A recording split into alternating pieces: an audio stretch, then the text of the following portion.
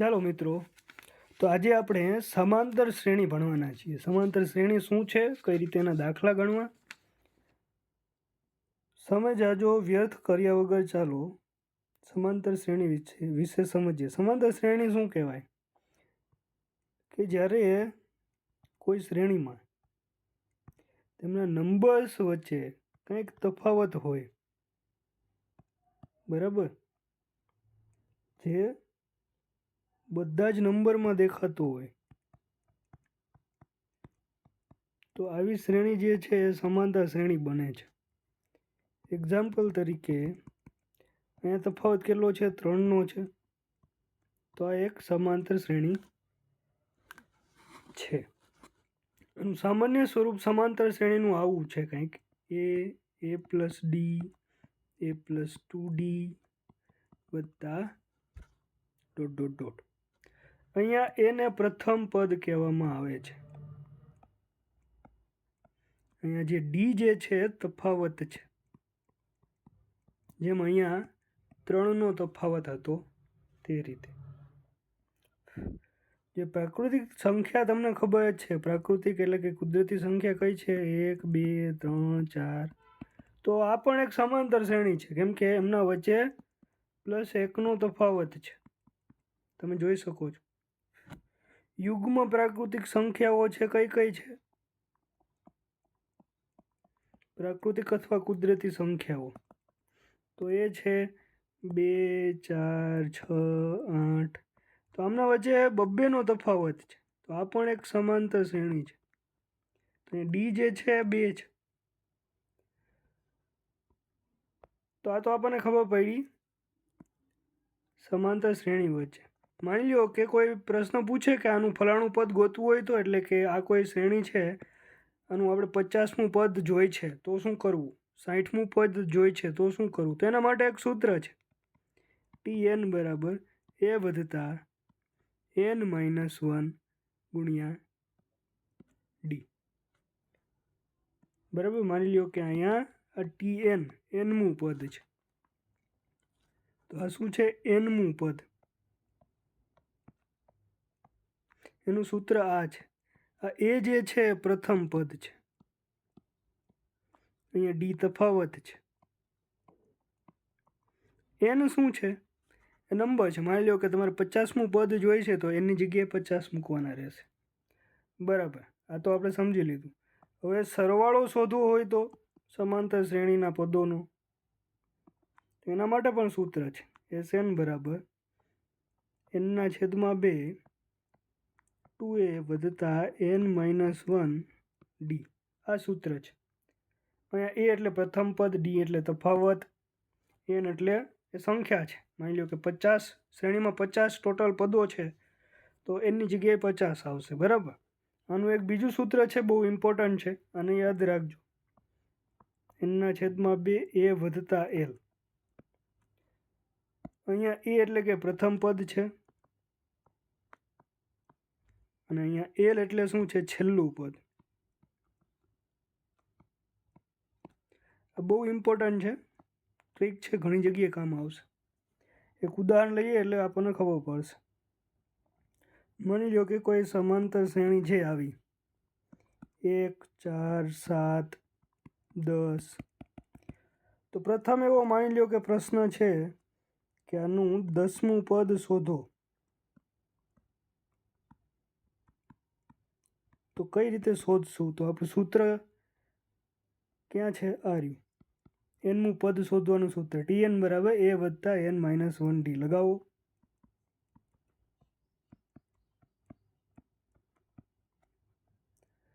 અચ્છા, અહીંયા પ્રથમ પદ શું છે? 1 વત્તા કેટલામું પદ છે? 10મું. તો અહીંયા શું આવશે? 10 - 1. અને તફાવત અહીંયા કેટલાનો છે? 3નો છે. જોઈ લ્યો, 1 વત્તા 9 ગુણ્યા 3 એટલે કે 1 વત્તા 27 એટલે કે 28. તો 10મું પદ આ શ્રેણીનું કયું હશે? 28મું. ઓકે, પણ હવે આપણે શોધશું કે આનો સરવાળો શું થશે. માની લ્યો કે તમને એમ પૂછે કે 10મા પદ સુધીનો સરવાળો,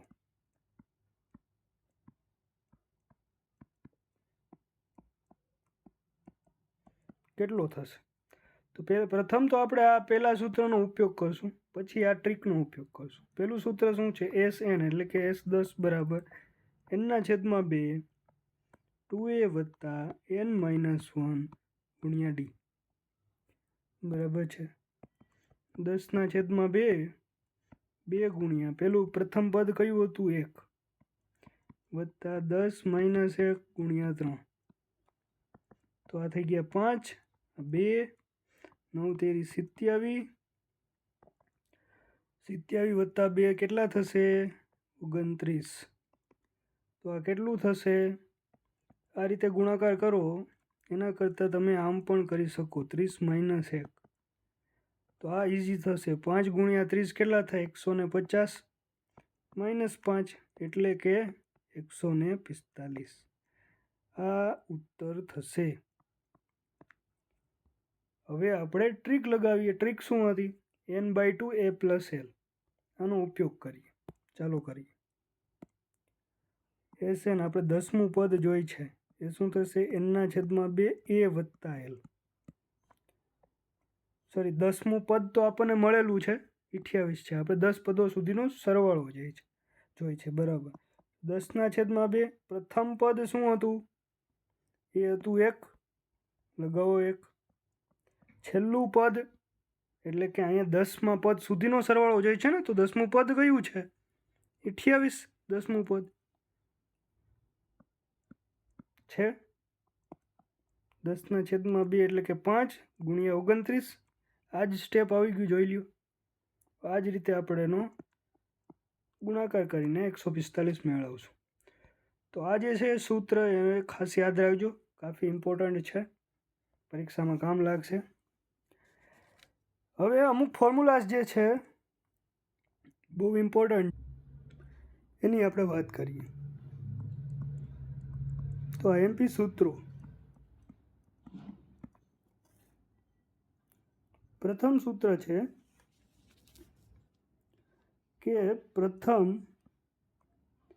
n પ્રાકૃતિક એટલે કે કુદરતી સંખ્યાઓનો સરવાળો આ કેટલો થશે? તો એના માટેનું સૂત્ર છે ડાયરેક્ટ n વત્તા 1/2 બરાબર. બીજું છે કે પ્રથમ n અયુગ્મ પ્રાકૃતિક સંખ્યાનો સરવાળો આ કેટલો થશે? તો એ છે n². યાદ રાખજો, પરીક્ષા વાળા લોકોનો આ ફેવરિટ પ્રશ્ન હોય છે, એટલે આના ઉપરથી સારા એવા દાખલાઓ આવતા હોય છે. હવે અયુગ્મની વાત કરી છે, તો યુગ્મની પણ વાત કરી લઈએ. પ્રથમ n યુગ્મ પ્રાકૃતિક સંખ્યાઓનો સરવાળો. 2 લીટા મતલબ ઉપર જે લખ્યું તે જ. એ થશે n વત્તા 1 બરાબર. પ્રથમ n યુગ્મ પ્રાકૃતિક સંખ્યાઓનો સરવાળો બરાબર છે. હવે ચોથું, પ્રથમ n પ્રાકૃતિક સંખ્યાઓના વર્ગનો સરવાળો એટલે કે 1નો વર્ગ વત્તા 2નો વર્ગ વત્તા 3નો વર્ગ, આ રીતે વત્તા nનો વર્ગ. આ કેટલો થશે? આ થશે n વત્તા 1 2n વત્તા 1/6 બરાબર. અને લાસ્ટ સૂત્ર છે કે પ્રથમ n પ્રાકૃતિક સંખ્યાઓના ઘનનો સરવાળો. તો આ થશે 1નો ક્યુબ 2નો ક્યુબ, આવી રીતે છેલ્લા પદનો ઘન. ક્યુબ એટલે કે ઘન. એ થશે n વત્તા 1/2નો વર્ગ. તો આ હતા આપણા સૂત્રો. ઓકે, હવે આપણે પ્રશ્નની તરફ આગળ વધીએ. એની પહેલાં જો હું અત્યારે પ્રશ્ન લખવા જઈ રહ્યો છું તો તમે વિડીયોને સ્પીડ અપ કરી શકો. ઓકે, પ્રશ્ન કંઈક આવો છે. તફાવત શોધવાનો છે. તફાવત શોધો કોના કોના વચ્ચે? પ્રથમ 2n પ્રાકૃતિક નંબર્સ એટલે કે સંખ્યા અને પ્રથમ n અયુગ્મ પ્રાકૃતિક સંખ્યા. આ બંનેના જે સરવાળા છે એનો તફાવત શોધવાનો છે. તો હમણાં જ આપણે વાત કરી કે પ્રથમ n અયુગ્મ પ્રાકૃતિક સંખ્યાઓનો સરવાળો શું થાય? n નો વર્ગ થશે. તો પ્રથમ n અયુગ્મિક પ્રાકૃતિક સંખ્યાઓનો સરવાળો કેટલો થશે? આ થશે n નો વર્ગ. ઓકે, પ્રથમ 2n પ્રાકૃતિક સંખ્યા જે છે એનો સરવાળો કેટલો થાય? તો એનું સૂત્ર શું હતું? પ્રથમ 2n પ્રાકૃતિક સંખ્યાઓનો સરવાળો. એટલે કે પ્રથમ પ્રાકૃતિક સંખ્યાઓનો સરવાળાનું સૂત્ર આ છે, n વત્તા 1/2. આપણે nની જગ્યાએ 2n લખવાનું છે. પ્રથમ પ્રાકૃતિક જે n સંખ્યાઓ છે સરવાળો છે આનું સૂત્ર છે n વત્તા 1/2. બરાબર. પણ અહીંયા પૂછવું છે કે પ્રથમ 2n પ્રાકૃતિક સંખ્યા એટલે કે nની જગ્યાએ શું રાખવાનું છે? 2n. અને 1 કહી દો અને 2 કહી દો. એને આ બંનેનો તફાવત પૂછ્યો. બરાબર. તો ઇક્વેશન 1માંથી એટલે કે સમીકરણ 1માંથી 2 ને બાદ કરો. આવી રીતે લખી શકાય 2n વત્તા 1/2 માઇનસ n નો વર્ગ. કેમ કે તફાવત છે એટલે પોઝિટિવ નેગેટિવ આવે કંઈ ફરક પડતો નથી. હવે લસા લઈ લ્યો. તો લસા લ્યો તો આ બગડો જે છે આના છેદમાં 1, આ બગડો n ના વર્ગને ગુણાશે. બરાબર. અને આ 2n આ બંનેને ગુણાશે. તો 2n ને ગુણાશે તો આપણને શું મળશે? 4n નો વર્ગ વત્તા 2n ગુણ્યા 1 એટલે કે 2n માઇનસ આ બગડો n² ને ગુણાશે એટલે કે 2n². આ બંને જે છે એની બાદબાકી થશે તો શું આવશે? 2n² વત્તા 2n/2. આ બગડો બંનેને ભાગી નાખશે તો જવાબ આવશે n નો વર્ગ વત્તા n. આ જવાબ થશે આ પ્રશ્નનો. આગળ વધીએ. એક પ્રશ્ન લઈએ. આ ઇઝી પ્રશ્ન છે. પ્રશ્ન કંઈક આવો છે. 2 અને 34 વચ્ચે એવી 7 સંખ્યા નાખો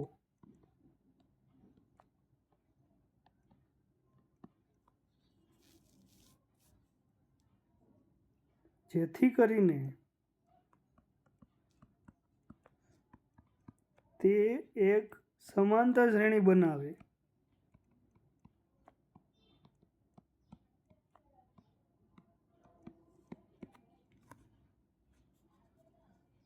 એને પૂછવું છે, પ્રશ્ન એ છે કે આ 7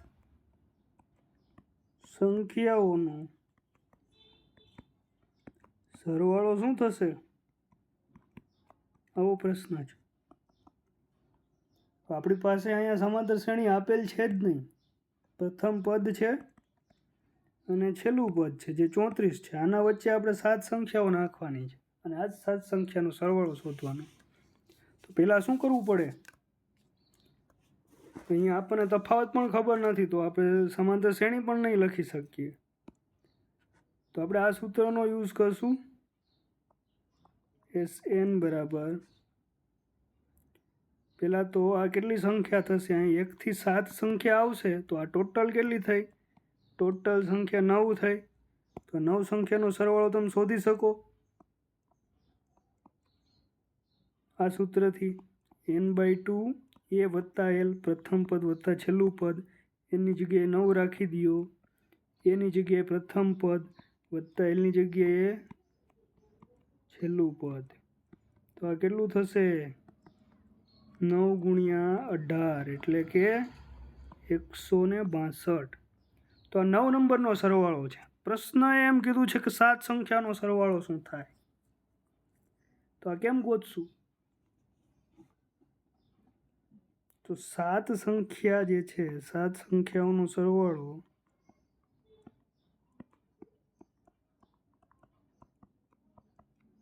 તો ટોટલ જે છે 162 છે.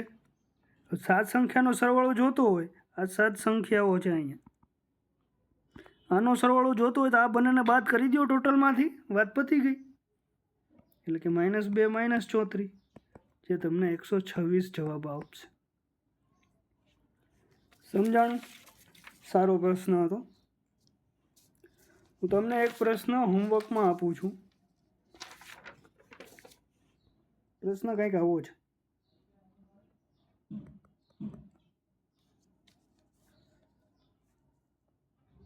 એક સમાંતર શ્રેણી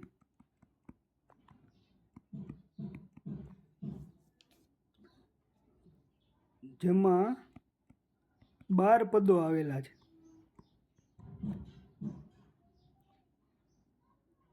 જે અયુગ્મ છે, એટલે કે 12 અયુગ્મ સંખ્યાઓની સમાંતર શ્રેણી. આપણને કંઈ કીધું નથી કે આ 1 થી શરૂ થાય છે, 3 થી શરૂ થાય છે, બરાબર. અને બીજી ઇન્ફોર્મેશન એવી છે કે પ્રથમ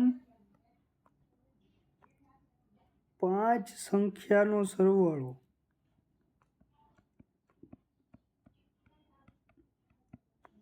$425 છે, તો વધેલા અથવા વધેલી 5 સંખ્યાનો સરવાળો કેટલો થશે?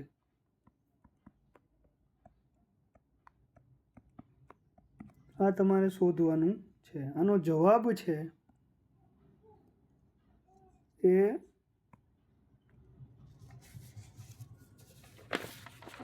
કેટલો થશે એ શોધવાનું છે તમારે, બરાબર. 450ની આજુબાજુ આવશે. ઓકે, તો આ હતી આપણી સમાંતર શ્રેણી. એક લાસ્ટ પ્રશ્ન લઈને આપણે વિરામ આપીએ વિડીયોને. આવી કંઈક શ્રેણી આપેલી છે, પૂછેલું છે કે આનો મહત્તમ સરવાળો કેટલો થશે? શું થશે?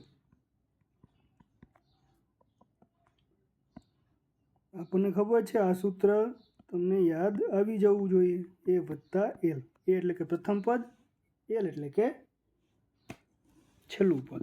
પણ અહીંયા કીધું નથી કે આ શ્રેણી ક્યાં સુધી જાય છે.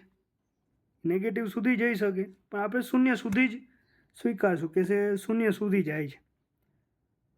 તો આનો મહત્તમ સરવાળો અહીંયા હોવું જોઈએ. તેમાં આવેલી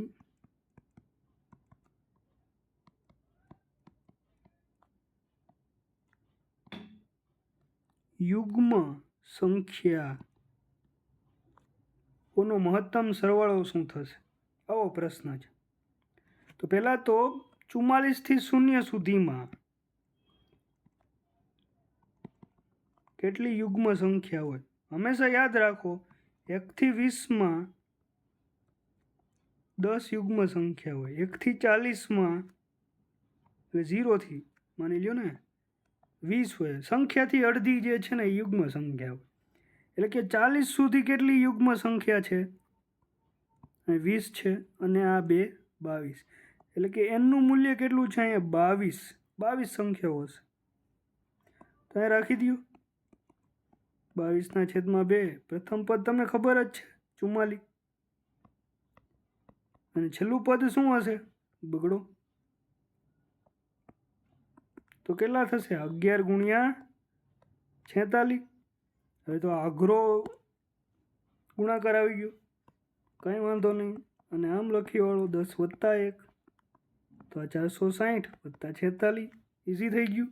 હજી એમ થયું કે નાના સાહેબ આ તો અઘરું છે, તો 400 ને 4 અહીંયા આ કેટલા છે? 400 છે. 460 ને 40 કેટલા થાય? 500. 500 ને 6 506 ઉત્તર. ચાલો લાઈક કરો, શેર કરો, સબસ્ક્રાઈબ કરો. તમને પૂરું ગણિત અહીંયા રિઝનિંગ, એપ્ટિટ્યૂડ બધું ફ્રીમાં કરાવવામાં આવશે. બરાબર, રિસ્પોન્સ પરથી જ આપણે વિડીયોને આગળ વધારશું. Thank you for watching everyone.